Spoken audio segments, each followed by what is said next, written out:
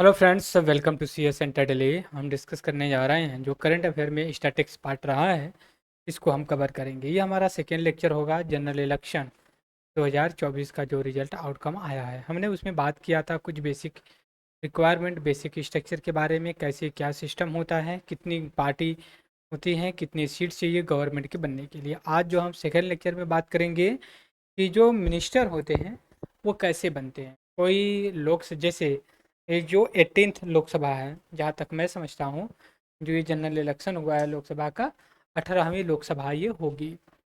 तो इसमें दरअसल ये देखने वाली बात है कि बहुत से ऐसे भी लोग जो है कि मिनिस्टर बने हैं, वो ना तो लोकसभा के मेंबर हैं और ना ही जो कि राज्यसभा के मेंबर हैं।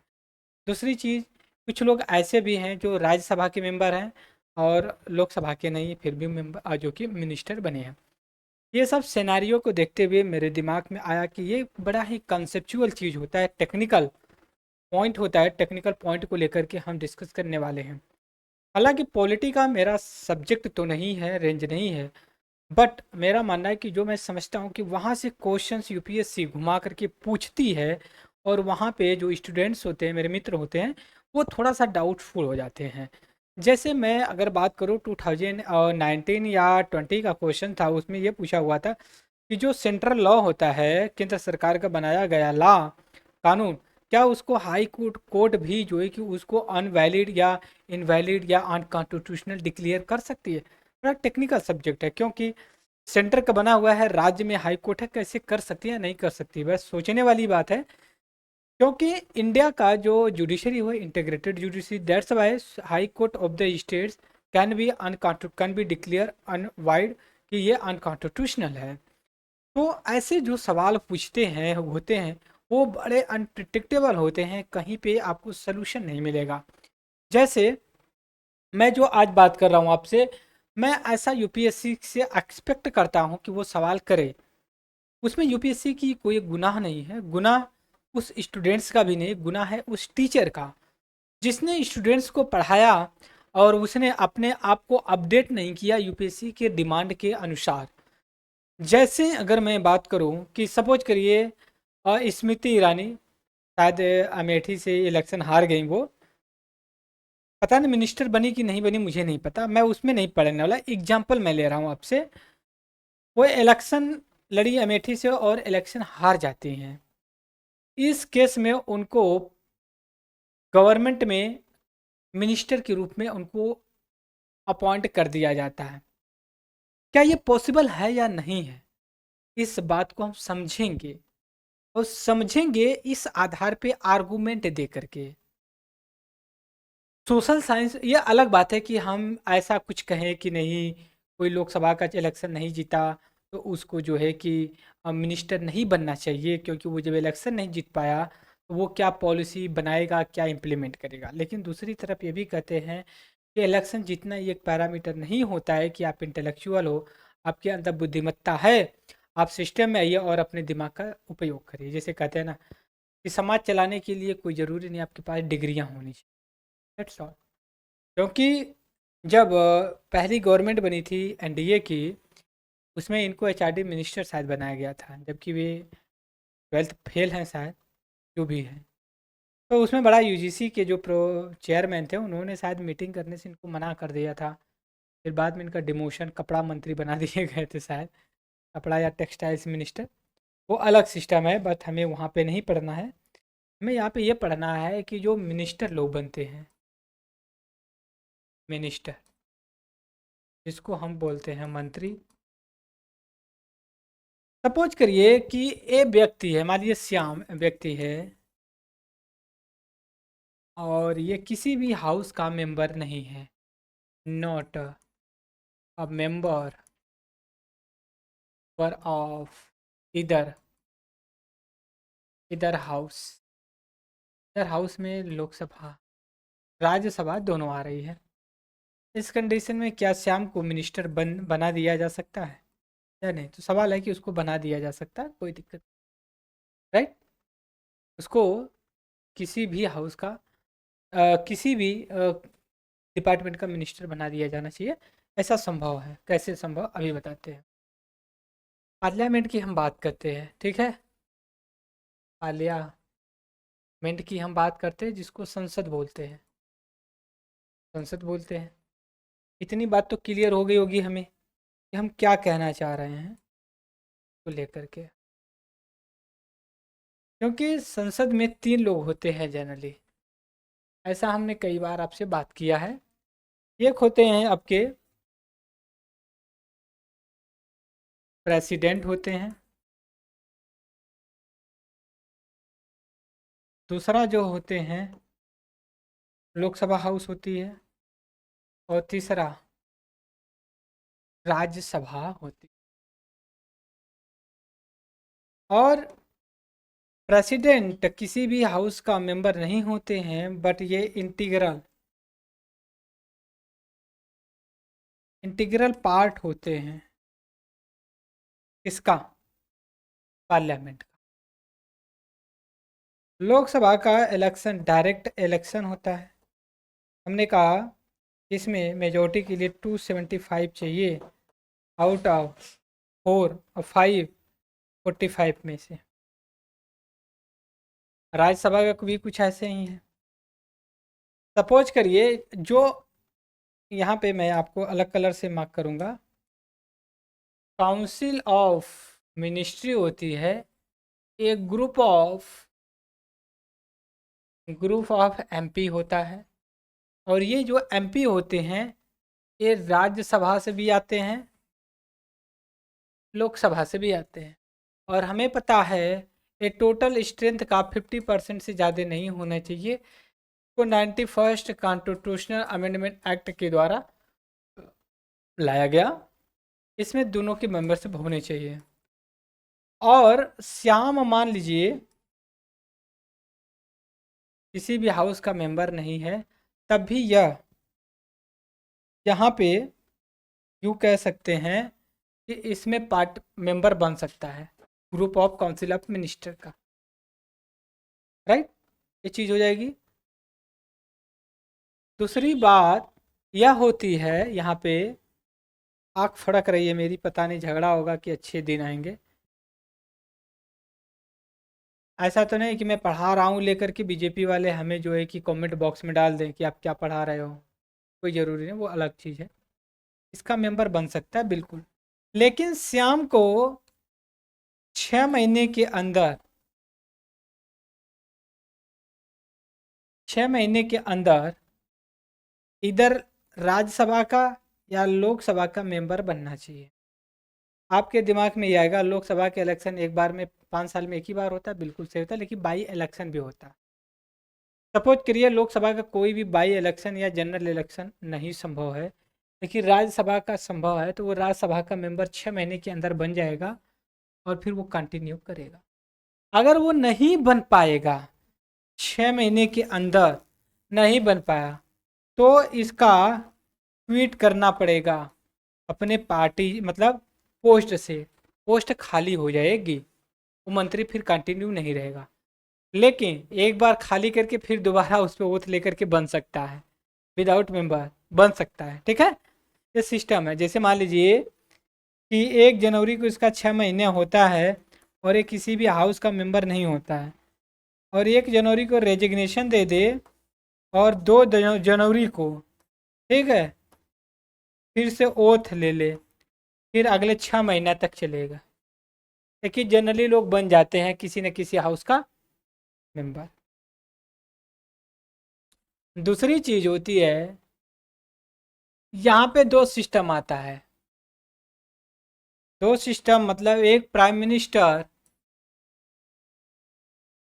और दूसरा आता है minister. Appointment of the prime minister by president. President के द्वारा किया जाता है, ठीक।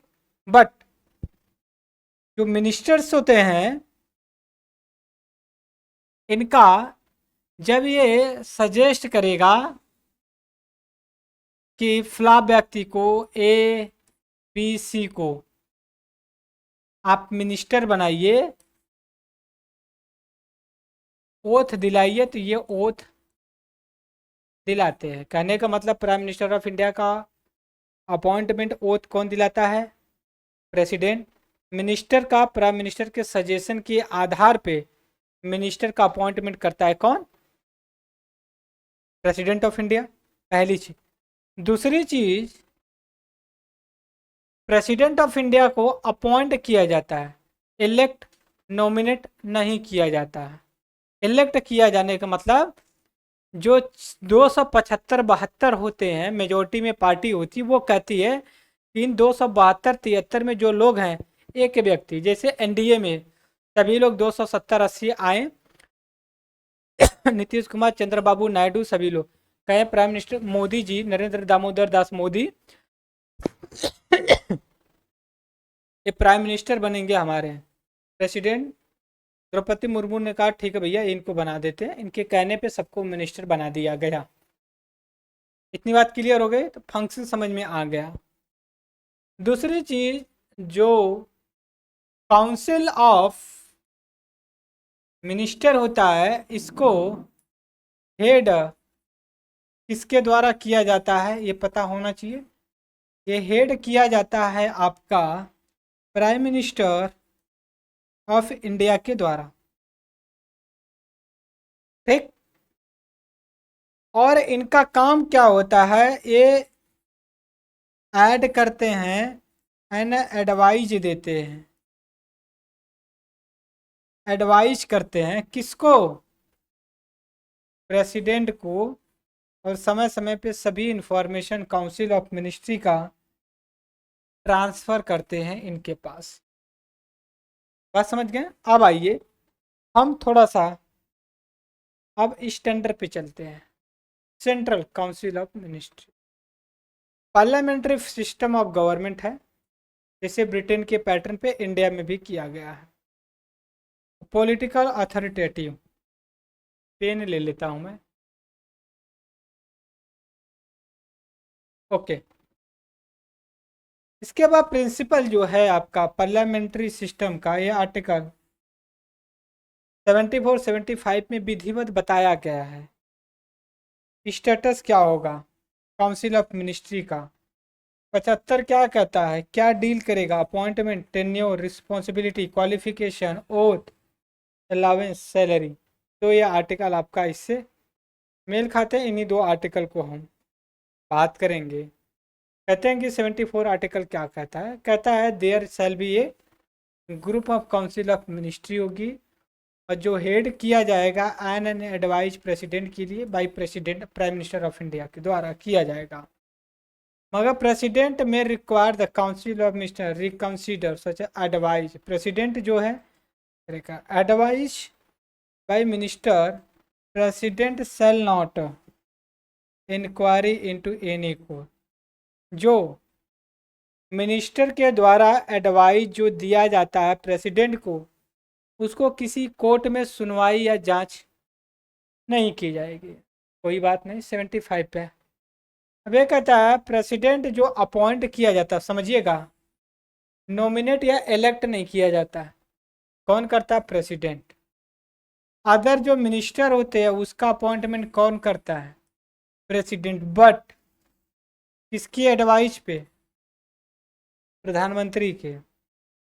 टोटल जो नंबर ऑफ मिनिस्टर होते हैं including prime minister of India, 15% से ज़्यादा नहीं होना चाहिए, जो लोकसभा का स्ट्रेंथ है। एक बात और समझिए, यहाँ पे स्पेसिफाई किया है, क्लियर किया है लोकसभा। ऐसा नहीं है कि पार्लियामेंट में, पार्लियामेंट का नहीं, पार्लियामेंट में आपका राज्यसभा भी आ जाएगी। यहाँ लोकसभा की बात कर रहे हैं। लोकसभा की कितनी स्ट्रेंथ है आपकी? 550 है, 545। इसका आपका 15% से ज़्यादा नहीं होना चाहिए। Is that clear? दूसरी चीज़, ये प्रोविज़न कब लाया गया? 91 कॉन्स्टिट्यूशन अमेंडमेंट एक्ट 2003 में, क्योंकि कोलिशन की गवर्नमेंट में पार्टी पॉलिटिक्स के चलते मिनिस्ट्री जितने भी हमारे एमपी सब लोग मंत्री बन जाते हैं। इसके बाद आते हैं मेंबर ऑफ द इधर हाउस। किसी भी हाउस का मेंबर बिलोंग करे डिफेक्शन सेल बी डिस्qualify। अगर उसको डिफेक्शन के ग्राउंड पे, जो कहते हैं एंटी डिफेक्शन लॉ के ग्राउंड पे डिस्qualify किया गया है, वह जो कि मंत्री नहीं बन सकती। ये प्रोविजन कब लाया गया है? 91 कॉन्स्टिट्यूशन अमेंडमेंट एक्ट 2003। मिनिस्टर जो है कि रहमो करम पे रहता है किसके? प्रेसिडेंट। मतलब प्रेसिडेंट जब चाहे उनको हटा दे, लेकिन प्रेसिडेंट भी किसके सहायता पे काम करता है? प्रधानमंत्री के। कहने का मतलब प्रधानमंत्री कहेगा प्रेसिडेंट को इनको हटाए, प्रेसिडेंट इनको हटा देगा। Council of ministry collective responsible होगी किसके? लोकसभा के। पार्लियामेंट के प्रति रिस्पॉन्सिबल नहीं होती, किसके प्रति होती है? लोकसभा के। यूपीएससी ने सवाल किया था, council of ministry collectively responsible to the parliament, this statement would be wrong because council of ministry would be responsible completely Lok Sabha, that's why you can say. ठीक है। And first thing, Lok Sabha dissolve हो गई, council of ministry भी dissolve हो गई, but जो people those people belong to Lok Sabha as a member would be not continued as a member MP. जो राज्यसभा से बिलोंग करते हैं वो कंटिन्यू एज ए एमपी के रूप में काम करेंगे। क्यों? राज्यसभा कभी डिजॉल्व नहीं होती, continue house. President shall be administration, जो मंत्री होते हैं उनको एडमिनिस्टर करती है ओथ के लिए सेक्रीफाई।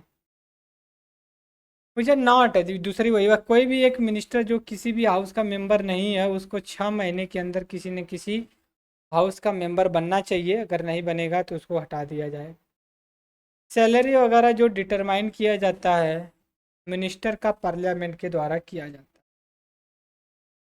ये बेसिक इन्फॉर्मेट हमने डिस्कस किया, कोई डाउट होगा जरूर कमेंट बॉक्स में आप डालेंगे। तो इस लेक्चर में इतना ही, तब तक के लिए thank you for the discussion. Share like subscribe जरूर करें। Thank you for discussion.